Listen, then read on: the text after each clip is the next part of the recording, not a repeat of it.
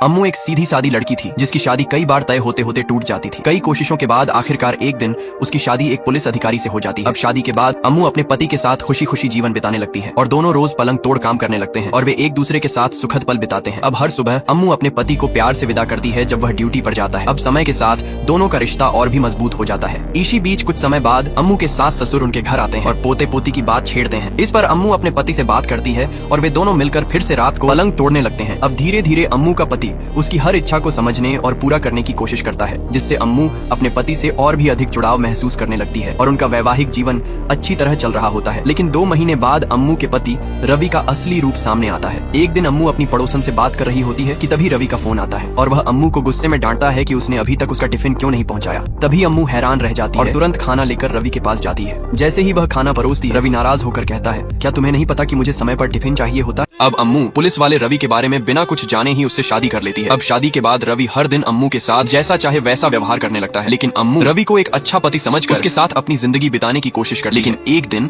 जब अम्मू भूलवश रवि के लिए खाना नहीं लाती तो रवि उसे बुरी तरह डांटता है। अब इस घटना के बाद से अम्मू को रवि पर शक होने लगता है। फिर रात को अम्मू रवि को खुश करने की कोशिश करती है ताकि उनके रिश्ते में सुधार हो सके, लेकिन रवि गुस्से में कहता है, हर दिन बस अपनी प्यास बुझानी है क्या? एक दिन न बुझी तो क्या हो जाएगा? तभी यह सुनकर अम्मू चुपचाप उदास होकर बैठ जाती है। अब कुछ दिनों बाद जब अम्मू और रवि अपने परिवार के साथ पार्टी में होते हैं तो रवि सबके सामने अम्मू की बेइज्जती कर देता है। तभी अम्मू बिना कुछ कहे सब कुछ सहती रहती है। फिर उसी रात रास्ते में इसी बात को लेकर दोनों में झगड़ा हो जाता है और गुस्से में रवि अम्मू को बीच सड़क पर छोड़कर चला जाता है, जिससे अम्मू किसी तरह ऑटो से घर लौटती है। फिर घर पहुंचते ही रवि उस पर खाने की प्लेट फेंक देता है, जिससे अम्मू बुरी तरह डर जाती है। अब अगले दिन जब अम्मू के माता पिता घर आते हैं तो रवि उनके सामने ऐसा दिखावा करता है जैसे कुछ हुआ ही ना हो। अगले दिन जब रवि मछली साफ कर रहा होता है तभी उसे अम्मू के रोने की आवाज सुनाई देती है। रवि चुपचाप रहकर अम्मू की बातों को सुनने लगता है। जैसे ही अम्मू के माता पिता वहाँ से चले जाते हैं, रवि गुस्से में आकर अम्मू को घूरने लगता है। कुछ देर बाद वह अम्मू से पूछता है, तुमने अपनी माँ से मेरे बारे में क्या क्या कहा? इस पर अम्मू जवाब देती है, मैंने तुम्हारा नाम लेकर कुछ नहीं कहा। लेकिन रवि को उसकी बात पर भरोसा नहीं होता और वह गुस्से में आकर उसे थप्पड़ मार देता है। अम्मू रोती हुई वहाँ से चली जाती है और अपने कमरे में जाकर आईने में उस थप्पड़ के निशान को देखती है और फूट फूट कर रोने लगती है। एक दिन जब अम्मू खड़े खड़े रवि की शर्ट में बटन टांक रही होती है तभी सुई गलती से रवि की त्वचा में चुभ जाती है। इस पर रवि गुस्से में आकर अम्मू को मारने लगता है और उसे बुरा भला कहता है। तभी रवि की कुछ जरूरी फाइलों में आग लग जाती है, जिससे वह और ज्यादा भड़क उठता है और बेल्ट से अम्मू को पीटने लगता है। अब अम्मू की हालत बहुत खराब हो जाती है। इन सबसे तंग आकर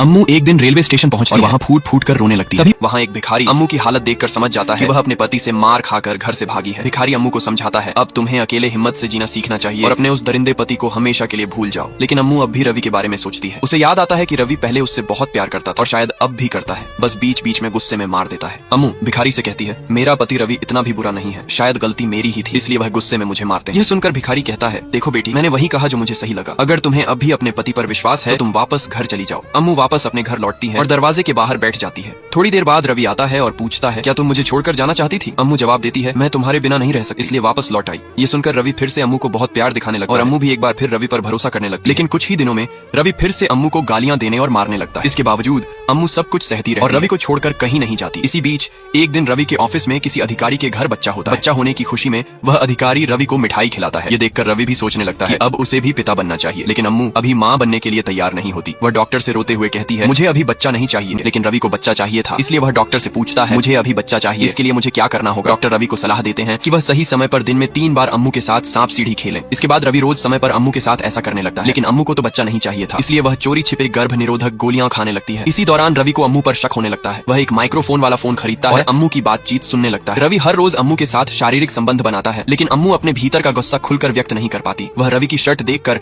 अंदर ही अंदर गुस्से से तिलमिलाने लगती है। कुछ समय बाद अम्मू गर्भवती हो जाती है। वह रोते हुए डॉक्टर से पूछती है, मैं तो रोज गर्भ रोकने की गोलियां लेती थी, फिर मैं गर्भवती कैसे हो गई? तब डॉक्टर अम्मू को बताते हैं, तुम्हारे पति को तुम्हारी मंशा के बारे में पता चल गया था, इसलिए उसी ने तुम्हारी गर्भ निरोधक गोलियां बदल दी। ये सुनकर अम्मू के पैरों तले जमीन खिसक जाती है। लेकिन वह अपनी गर्भावस्था की बात रवि से छिपाने के लिए डॉक्टर से कहती है कि वह रवि से झूठ बोले। डॉक्टर भी अम्मू की बात सुनकर अगले दिन रवि से झूठ बोल देते हैं कि अम्मू गर्भवती नहीं है। ये सुनकर रवि बहुत गुस्सा हो जाता है और रात को अम्मू की बुरी तरह पिटाई कर देता है। उसकी चीखें रात में पेट्रोलिंग कर रही महिला पुलिस अधिकारी को सुनाई देती है। पुलिस अधिकारी तुरंत सीटी बजाती है और पास ही स्थित रवि के घर पहुंचकर कहती है, किसी के रोने और चीखने की आवाज आ रही थी। रवि गुस्से में कहता है, इतनी रात में मैं क्या कर सकता हूं? फिर वह पुलिस को जैसे तैसे बहला फुसलाकर वापस भेज देता है। लेकिन पीछे से अम्मू ये सारी बातें सुन रही होती है। अगले दिन अम्मू रवि के अत्याचारों से तंग आकर फिर से घर से भागने की योजना बनाने लगती है। लेकिन रात की चीख सुनकर पुलिस पूरे मोहल्ले में पूछताछ करने लगती है, जिससे अम्मू को भागने की योजना बनाना मुश्किल हो जाता है। आखिरकार पूछताछ करते हुए महिला पुलिस अधिकारी अम्मू के घर पहुंचती है और रवि की पत्नी अम्मू से पूछती है, कल रात किसी के रोने और चीखने की आवाज आई थी, लेकिन गांव में कोई भी इस बात को स्वीकार नहीं कर रहा, तो वो लड़की आखिर थी कौन? तब अम्मू सोचती है कि शायद इस अधिकारी को सब कुछ बता देने से